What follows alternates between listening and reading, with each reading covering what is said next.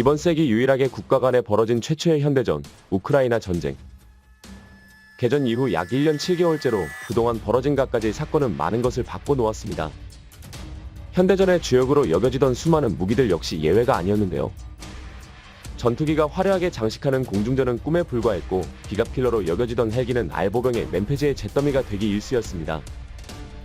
지상전의 황제일 것만 같았던 전차는 기껏해야 수십에서 수백만 원도 안 되는 드론의 공격에 통조림처럼 뚜껑을 따이고 냈죠. 하지만 이렇게 다른 무기들의 평가가 곤두박질 치는 가운데서도 유일하게 시간이 지날수록 그 가치를 증명하면서 몸값을 올린 무기가 있었으니 다름 아닌 곡사포였습니다. 일정하지만 결코 부족하진 않은 화력, 권사정 거리에서 오는 안정성, 그리고 저렴한 운용 비용 등의 장점은 러시아가 단기 결전에 실패하고 전쟁이 늘어지면서 곡사포의 입지를 점점 늘려가는 원동력이 되었습니다. 개전 1주년이 될 쯤에는 우크라이나고 러시아고 할 것 없이 대부분의 장비를 잃어서 전장에 남아있는 것은 최전선에서 싸우는 보병과 후방에서 화력 지원을 가하는 곡사포뿐이었죠. 그런 만큼 양국은 하루에도 수천 발에 달하는 포탄을 쓰면서 곡사포에 엄청나게 의존하는 전쟁을 하게 되었습니다. 이 포탄 소모량을 감당할 수가 없어서 미국은 한국으로부터, 러시아는 북한으로부터 포탄을 각각 굴거모으는 진풍경을 연출하기도 했는데요. 이렇게 곡사포의 가치가 실전을 통해 증명되자 한국이 그 덕을 보게 되었습니다. 바로 K9 자주포 덕분입니다. 전쟁 전에도 K9은 성능과 가성비를 모두 잡은 자주 곡사포 플랫폼으로서 주목을 받고 있었고, 지금은 전세계 자주포 시장의 80% 이상을 독식하고 있다는 통계가 있을 정도입니다.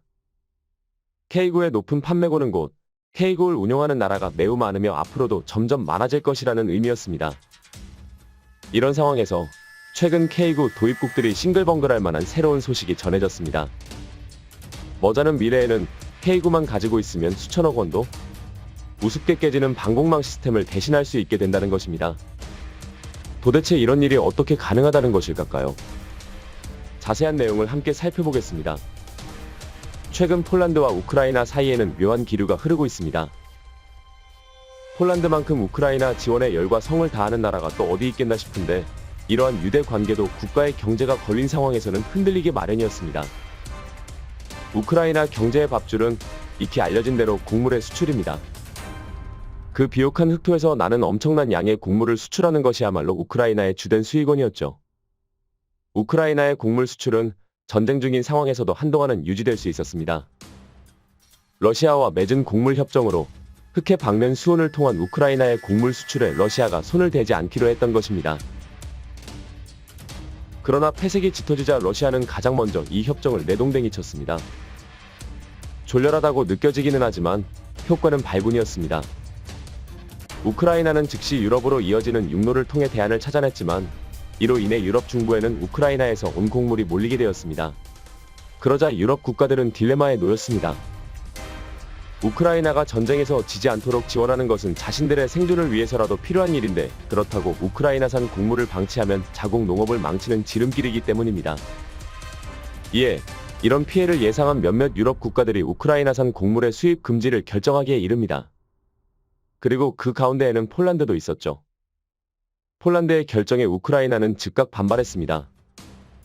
심지어는 곡물 수입을 거부하는 것이 러시아를 돕는 행위라는 실언에 가까운 표현까지 없는데요. 폴란드는 이 표현에 발끈한 나머지 무기 지원을 중지하겠다고 밝히며 초강수를 댔습니다. 전쟁 초기부터 우크라이나를 지원한 데다가 어쩌면 우크라이나보다 더 러시아를 싫어할지도 모르는 폴란드는 러시아를 도왔다는 발언을 흘려들을 수가 없었던 것입니다. 폴란드의 강경한 대처에 결국 우크라이나가 먼저 꼬리를 내리면서 이 해프닝은 일단락되었는데요. 폴란드 입장에서는 나름의 계산이 들어가 있는 행동이었습니다. 혹시라도 이 해프닝이 깔끔하게 정리되지 않아서 폴란드가 정말로 우크라이나에 대한 무기 지원을 끊어버리더라도 폴란드는 잃을 것이 없다는 셈법이 들어있었던 것입니다. 폴란드의 무기 지원은 러시아를 막아주고 있는 우크라이나를 도우려는 의도도 있었지만, 이 기회를 이용해 노후화된 구소련제 무기를 처리하고 군을 현대화시키려는 의도도 명백히 있었습니다.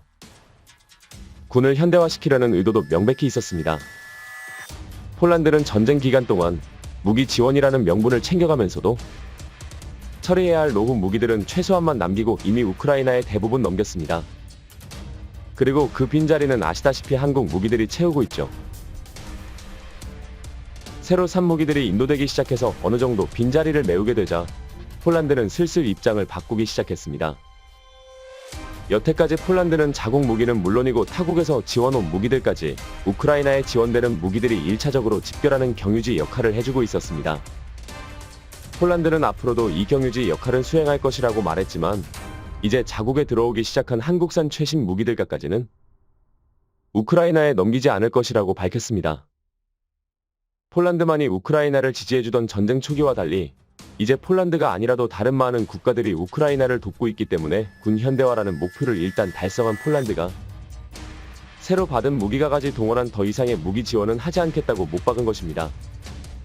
우크라이나와의 갈등이 일단 봉합된 지금부터도 아마 폴란드는 새로 구매한 K나 K9 FA50 등은 우크라이나에 지원하기에는 너무 아깝다고 생각할 것입니다. 결과적으로 이런 판단은 틀리지는 않은 것으로 보입니다. 특히 한국 무기가 점차 발전해서 활용도가 크게 늘어나는 미래를 바라보면 더더욱 남주기에는 아깝다고 여겨지는데요. 최근 들려온 소식에 따르면 화포에 미친 한국이 이제는 포를 가지고 미사일까지 잡으려는 계획임이 알려졌기 때문입니다. 우크라이나에서 가치를 증명한 자주곡사포 체계는 이제 두 가지 개량 방향이 제시되고 있습니다. 효용성은 증명했으니 이제 그 성능을 확장해보자는 것인데요.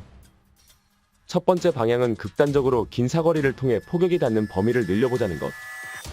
두 번째 방향은 대부분은 지대지 사격, 기껏해야 매우 특수한 상황 하에서의 지대함 사격만 가능하다는 한계를 넘어서 지대공 사격도 해보자는 것입니다. 최근 들려온 소식은 두 번째 방향에 대한 것이었습니다.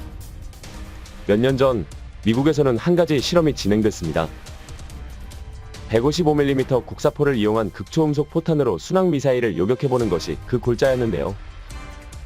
이 당시 공개된 영상으로 확인해볼 수 있듯 미국은 이 실험을 성공시켰습니다.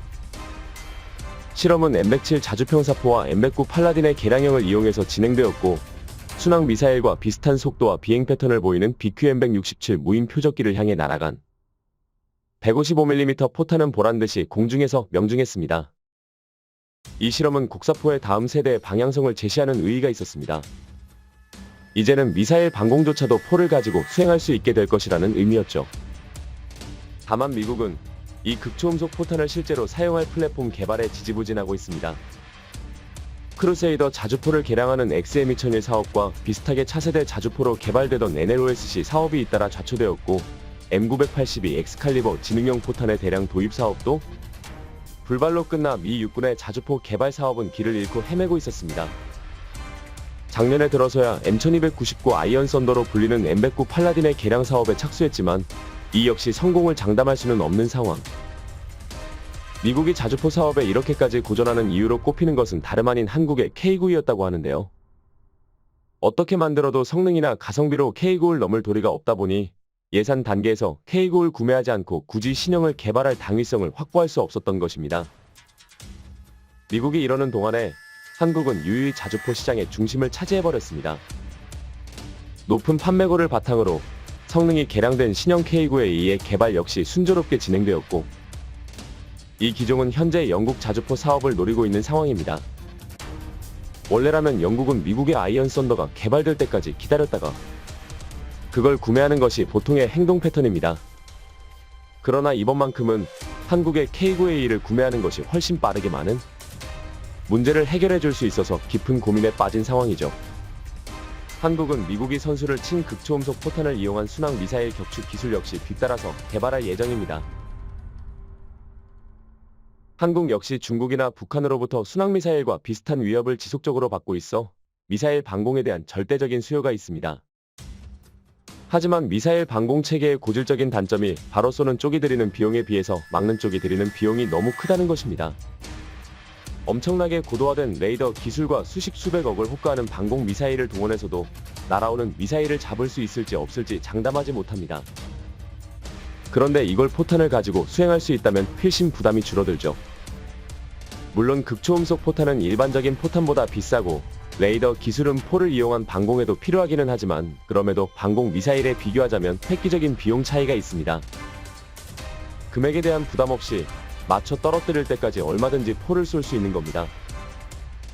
한국의 경우 북한의 방사포에 대한 위협이 늘 존재하며 앞으로의 전장에서는 자폭 드론도 순항 미사일과 비슷한 역할을 수행할 것으로 보이므로 K9이 이들을 견제하는 수단이 될 수 있다면 더할 나위가 없습니다. 하지만 이런 한국보다 K9를 구매한 다른 국가들이 이 소식을 훨씬 반기고 있는데요. 사실은 한국 수준으로 방공망을 철저하게 갖춘 나라는 드물고, 그래서 K9 구매국 중에서도 방공망이 뻥뻥 뚫려 있는데도 거기에 투자할 여유가 없는 나라들이 많습니다. 그런데 이들에게는 과거 소문을 듣고 구매해댔던 K9이 갑자기 방공 시스템을 겸할 수 있게 된다고 하니 이 이상 반가울 때가 없는 것입니다. 특히 자폭 드론에 대한 위협은 비단 한국뿐만이 아니라 어느 나라를 상대로도 평등하게 큰 문제가 되고 있기 때문에 한국산 자주포의 미래를 이들이 기대하지 않을 수가 없는 것인데요. 현재 한국은 K9의 이러한 활용을 위한 선결 과제인 사정거리 연장탄의 개발에 성공한 상태. 다음 숙제는 날아가는 물체에 대한 지대공 사격이 되겠습니다. 과연 가까운 미래의 K9는 어떤 모습이 되어 있을까요? 큰 기대를 품고 지켜보도록 합시다. 시청해주셔서 감사합니다. 영상이 도움이 되셨다면 구독과 좋아요 부탁드리며 다음에 더 유익한 영상으로 찾아뵙도록 하겠습니다.